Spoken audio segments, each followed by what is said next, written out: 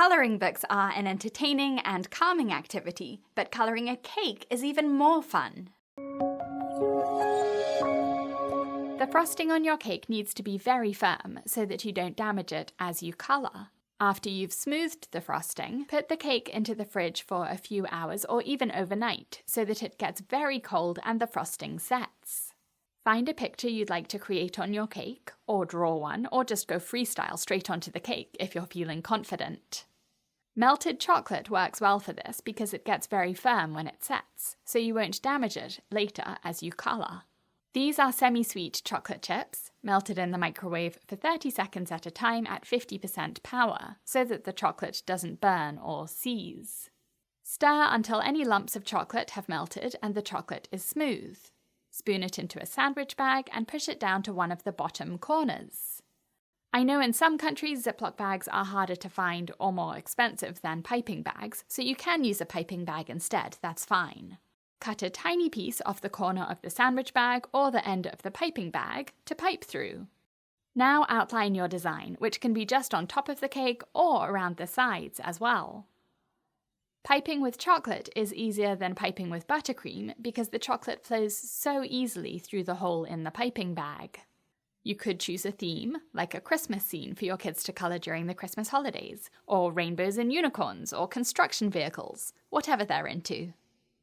Pause at each corner before piping the next line so that the chocolate pools a bit and attaches to the cake, because if you pull away too soon you'll pull the chocolate with you and leave rounded corners instead of sharp ones. You can adjust or tidy up the chocolate by nudging it with a toothpick straight away while the chocolate is still soft, before it sets. You can scrape any mistakes off the frosting, and since the cake has been chilled and the frosting is firm, you won't damage the frosting, you'll just take off the chocolate. It's much trickier to pipe onto the sides of the cake because you can't see as well what you're doing and because of gravity, which pulls the chocolate down. So unless you keep the tip of the piping bag pressed against the cake, your chocolate lines will fall down to the cake board. If your lines are too thick, you won't be able to pipe smaller details, and if that happens, push the melted chocolate to the other corner of the sandwich bag and cut a smaller piece off of this corner, so that your lines will be thinner like this.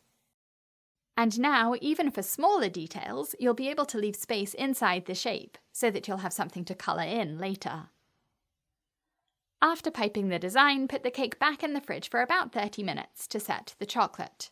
Meanwhile, prepare your colours. There are a few options for this. You can buy edible markers, but they don't work as well on buttercream as they do on fondant. The ink doesn't work for very long, I think because of the oiliness from the butter in the buttercream, and if you press too hard you'll poke through the firm outer layer of the buttercream, and the soft buttercream underneath will cover up the tip of the pen. You can use piping gel, but if you want a quick option that you can make yourself, just use the gels you use for tinting buttercream, diluted with a few drops of a clear alcohol, like vodka, or a clear flavour extract. You can make a colour palette in a cupcake pan or mini cupcake pan, or using a few bowls. But one pan is much quicker to wash than lots of little bowls. I drew the colours I was going to use and taped them to the cupcake pan because I wasn't sure how easily you'd be able to see the colours in the pan. I'm using peppermint extract for my Christmas colouring cake to dilute the colours to make them easier to paint with.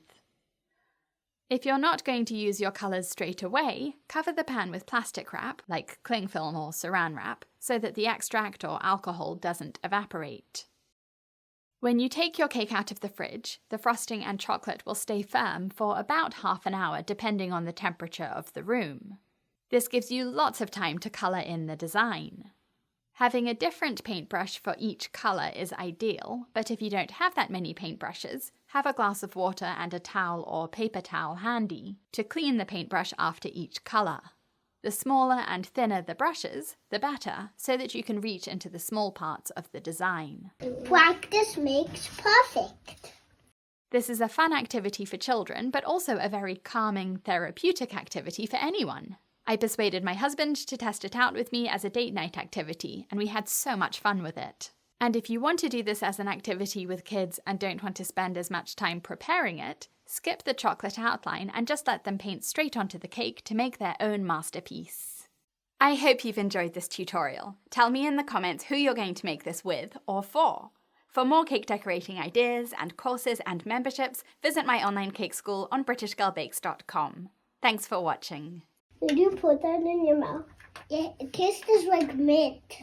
Wait, let me tell Mama. Mama!